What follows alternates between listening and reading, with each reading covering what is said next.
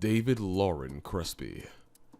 Back in January 2006, David Lauren Crespi was living the American dream. He had it all: a loving wife, a big family, and beautiful children who loved him dearly. Little did anyone know that the seemingly perfect family was hiding a deep and painful secret. On January 19th, a call to 911 dropped a bombshell. David told the operators that he had brutally murdered 2 children. But how did a seemingly regular dad with no violent past end up doing something so extreme? And why did he seem completely unaffected by the horrifying crime he committed? This is the gut-wrenching tale of the Crespi murders that will make you reconsider everything about mental health, family, and conscience. David Lauren Crespi, a 45-year-old senior vice president of auditing at Wachovia Bank, lived in a grand house on a pleasant suburban street. His home was filled with the sounds of children's laughter and the warmth of a loving family. He had 2 children from his first wife, Dylan and Josh. David married Kim 2 years after his first wife passed away from brain cancer, leaving him with 2 small children. Their family expanded rapidly, reaching a total of 5 Crespi kids. Kim brought into the world a son, followed 4 years later by the twins Tessera and Samantha, the final, blissful additions to their tight-knit family. The Crespi household seemed like a haven of love and happiness. They were living the dream life. A happy family, a good job, and fine neighbors. They seemingly had it all. But sometimes, having everything in the world isn't enough to fill the emptiness inside. Despite having it all on the outside, David was fighting an inner battle. Despite being great at his job, being a loving husband and a caring father, David would often go from feeling okay to not being able to handle things. He had been having these weird bouts of sudden and intense depression since he was in his 20s. At the time, he never thought these feelings weren't normal or that they would cause any problem. David also found his job to be quite stressful. However, despite the challenges, his higher position at work meant that his colleagues were understanding and covered for him. He frequently showed up late and fell behind, but his status in the company meant that it wasn't an issue.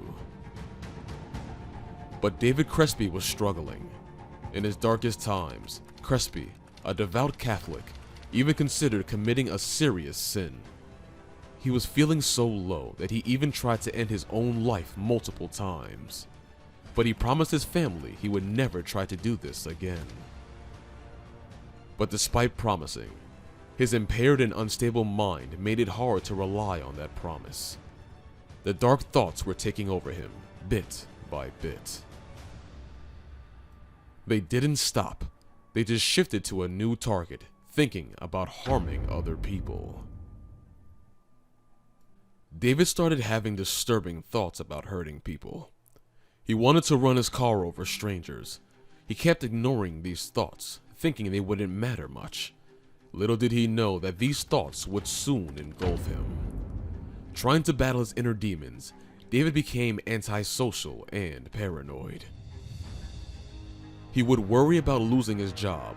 He would worry about going bankrupt. He would think about the worst case scenario every time about everything. Kim, seeing her husband in such a condition, couldn't bear it much longer. She decided to take him to her psychiatrist for help. The doctor suggested antidepressants, but Crespi didn't like the weight gain from Paxil. He switched to another antidepressant. Nobody had a clue that their entire life was about to be flipped upside down. Before we move ahead, make sure to hit the subscribe button for more cases that will send shivers down your spine. On January 19th, 2006, David Crespi went to see his therapist, a regular part of his life. It had been almost 2 decades to his battle with depression. The feelings would come and go, but lately they were getting more intense. dark thoughts of harming others and himself filled his mind. However, when he was in the therapist's office, he didn't mention any of these dark thoughts. Depression was one thing, but admitting to a doctor that he had thoughts of harming his own family could have serious consequences, including having his children taken away. The idea of revealing such thoughts to his wife was terrifying as well. The following day, David and his family, including 5-year-old twin daughters, Samantha and Tessera, were at home. David was on medical leave due to depression that day. The beautiful little twins were at home as they were recovering from a cold. Around 11:30 a.m., David received a call from his mother, a regular check-in given his ongoing struggles with depression.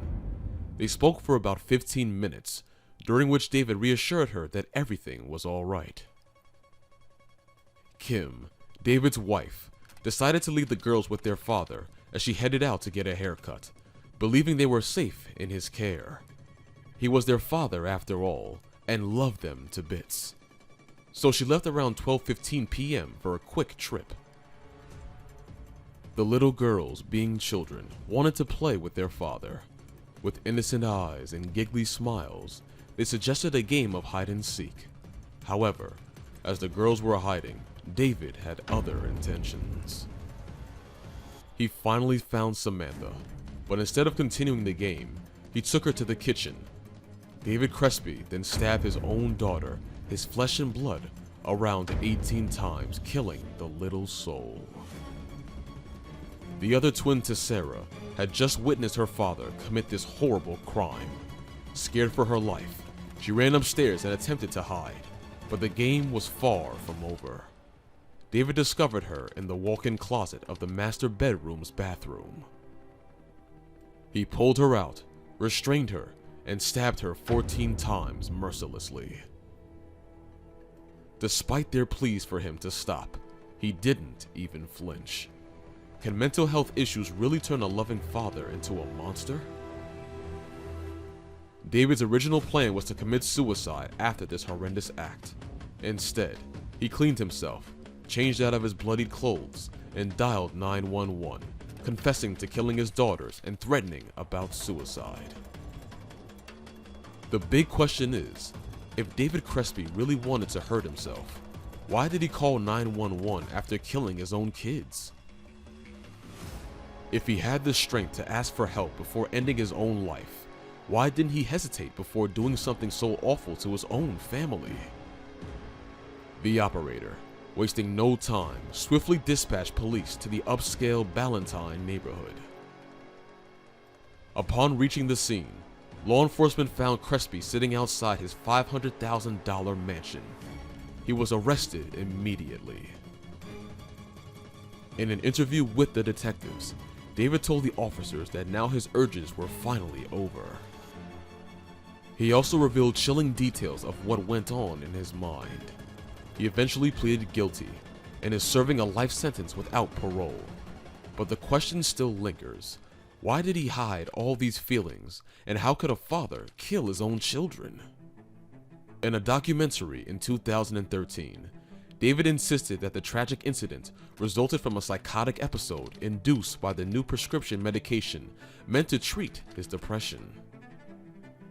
His wife, Kim, has also steadfastly maintained that it was the medication, not her husband, that led to the devastating loss of their 5-year-old twins. Do you agree with this statement? Share your thoughts in the comments, and I will see you in the next video.